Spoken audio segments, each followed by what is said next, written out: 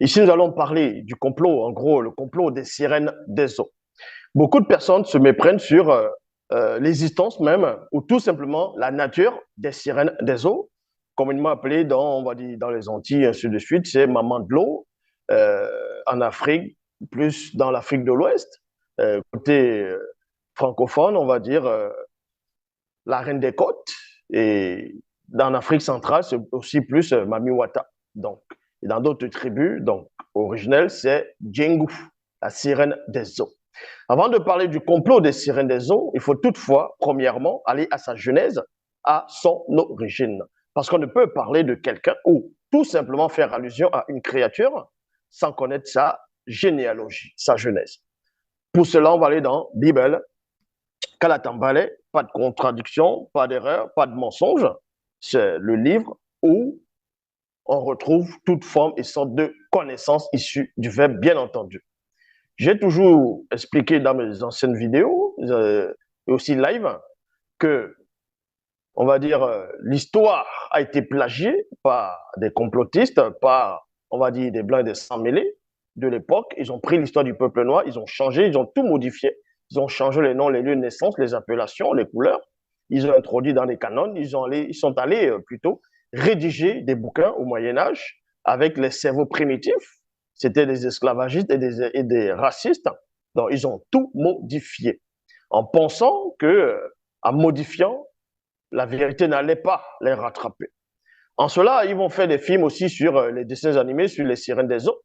Parce qu'en modifiant l'histoire du peuple noir, ils n'ont pas que modifié l'histoire du peuple noir, ils ont aussi modifié l'histoire des démons, des entités du grand temps des choses, que d'autres vont appeler dans les religions dites révélées, sur le nom de, on va dire, ange ou tout simplement malaïka.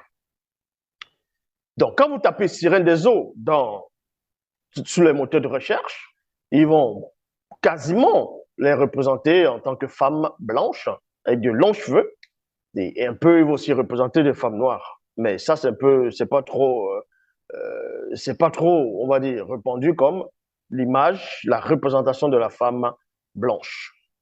Et j'avais démontré que les sirènes des eaux n'ont rien à voir avec l'homme noir. Donc, les sirènes des eaux qu'on va représenter en Afrique, même dans le vaudou, en tant que femme noire, le buste, on va dire, ça peut être un reptile ou tout simplement un poisson. Mais ils ne vont pas donner la nature du poisson. Ils ne vont pas dire si c'était le flétan, le bas, le cabillaud, le merlu, la dorade. Bref, on ne va pas citer ici tous les noms ou les espèces de poissons. Mais on va d'abord, premièrement, commencer dans la démonologie. Pour vous expliquer, avant même le complot des sirènes des eaux, il faut d'abord savoir la nature intime de la sirène des eaux, afin que vous ne soyez pas dans la confusion, dans l'incertitude. On va aller dans la démonologie, chapitre 1, verset 1 à 10. Il est dit ici, ce qu'on appelle démons sont le fruit, donc dérèglement, disgracié, donc de l'hybridation issue de l'union, dysfonctionnement illicite entre les Bamololoma Bungulanais du troisième ordre et plusieurs animaux de la réalité visible de la Terre, avec différentes espèces de mammifères. Donc, ces anges déchus, qu'on va appeler les anges déchus, donc les vrais noms, c'est, on va dire par rapport à ce groupe, les Bamuloloma Bungulanais. Les Bamuloloma Bungulanais, c'est le troisième ordre, parce qu'il y avait trois groupes d'anges déchus. Il y a le premier ordre, le deuxième ordre sont encore en liberté. Et ceux-là, ce sont des alliés de Satan, le mauvais esprit. Tandis que le troisième groupe, dont on fait même allusion dans les Bibles actuelles classiques, mais ils ont un peu dissimulé, dans Genèse, chapitre 6, verset 1 à 4, où il est dit, lorsque les hommes eurent commencé à se multiplier sur la surface de la terre, et que des filles les firent nées, les fils de Dieu, dans d'autres versions, les habitants du ciel, ou les fils des Elohim, les fils du vrai Dieu, les fils de Dieu, virent que les filles des hommes étaient belles, et ils en prirent pour femmes parmi tous celles qu'ils choisirent. Dans la suite, on dit les géants, les néphilim, en fonction des versions étaient sur la terre, sur la terre en ce temps-là, d'après que les fils de Dieu, les habitants du ciel, furent venus vers les filles des hommes et qu'ils aient eu donné des enfants, c'est-à-dire les néphilim, les géants. Donc, ici, on vous apprend dans la démonologie, chapitre 1, qu'un groupe d'anges déchus, donc on va nommer ici les Bamololoba Bungulanais du troisième ordre, sont descendus dans le plan visible, physique. Ils ont eu des rapports sexuels, des relations contre nature avec les animaux de la terre, c'est-à-dire les mammifères.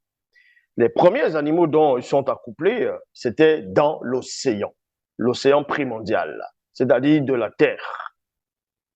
Ça a donné naissance, premièrement, à 2 premiers démons. Mais avant ça, ça a donné naissance au premier démon et ensuite à la deuxième démon. À l'aube de leur naissance, les démons étaient constitués de corps physiques, ceci avant le grand cataclysme connu. Donc, on vous apprend ici que les démons, bel et bien, avaient des corps physiques. Ils disposaient d'un corps physique. Oui, ils n'étaient pas, au départ, des simples esprits. Ce n'étaient pas des émanations, non, c'était des êtres qui avaient, on va dire, constitué d'un corps, tout simplement, corps physique solide. Maintenant, quand les gens essaient de représenter les démons, ils vont les représenter sous la forme des personnes physiques. Or, les démons n'ont plus d'apparence physique, n'ont plus de corps physique. On a annihilé les corps quelques instants, quelques temps avant le grand cataclysme, donc avant la grande inondation, ce qu'eux vont appeler le déluge. Donc, vous dit ici qu'à l'aube de leur naissance, les démons étaient constitués de corps physiques, ceci avant le grand cataclysme connu. Les Bamololoma Bungulane du troisième ordre eurent premièrement des rapports intimes, sexuels avec plusieurs espèces de mammifères, c'est-à-dire, entre parenthèses, femelles, marins, monstres marins et d'autres formes de vie aquatiques de l'océan, qui par la suite donna naissance à plusieurs démons et démones marins hybrides. Ces premiers démons et démones furent connus et sont connus sous le nom de Menguma Madiba, c'est-à-dire les sirènes des eaux. Vous comprenez que les tout premiers démons dans l'histoire de la création, c'est premièrement les sirènes des eaux. Parce qu'il existe plusieurs espèces de démons et de différentes races, intellections et puissances. Et il y a aussi plusieurs espèces de sirènes des eaux. Il y a les sirènes des eaux au départ, on va dire, ça porte son nom, sirènes des eaux, les eaux. Il y a les sirènes des airs. C'est plus dans la branche des les démons oiseaux. Les démons oiseaux, là aussi, c'est plus dans les sirènes des airs. Il y a les sirènes des forêts, ainsi de suite. Donc, les tout premiers démons qui vont apparaître, c'est dans le groupe, c'est d'abord les sirènes des eaux. Ce sont les plus anciens.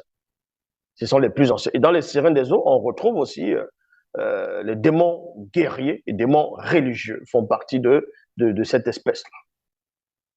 Donc, sans cela vous dit ici, vous pouvez donc constater que les Menguma Madiba, sirènes des eaux, ont eu naissance avant les autres espèces de démons.